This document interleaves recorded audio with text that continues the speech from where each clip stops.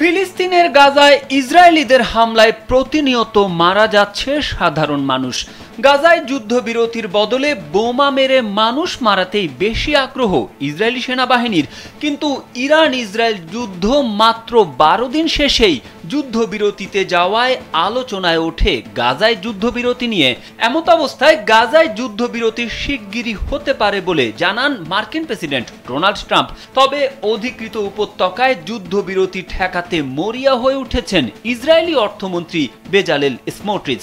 গাজায় যুদ্ধবিরতি ঠেকাতে সর্বোচ্চ চেষ্টার কথাও জানান তিনি। সোমবার জেরুজালেম পোস্টের এক বিবৃতিতে এ তথ্য জানানো হয়েছে। স্মোট্রিচ বলেন, গাজা যুদ্ধবিরতির যে কোনো চুক্তির বিষয়ে তিনি সর্বোচ্চ বিরোধিতা করবেন। সোমবার এক সংবাদ সম্মেলনে তিনি বলেন, আমি পুরো মন প্রাণ দিয়ে বলতে পারি এমনটা হতে দেওয়া হবে না। আমি প্রধানমন্ত্রী নেতানিয়াহুর সঙ্গেও বিষয়টি নিয়ে কথা বলছি এবং তার দিক থেকেও এখন পর্যন্ত তেমন কোনো ইঙ্গিতই দেখছি না। এর আগে ট্রাম্প বলেছিলেন গাজায় 1 সপ্তাহের মধ্যে যুদ্ধবিরতি হতে পারে। গাজায় যুদ্ধবিরতি নিয়ে কাজ করা কয়েকজন ব্যক্তির সঙ্গে তিনি কথা বলেছেন। শুধু তাই নয়, আগামী 1 সপ্তাহের মধ্যেই যুদ্ধবিরতিতে যাওয়ার ব্যাপারে আশাবাদ ব্যক্ত করেন ট্রাম্প।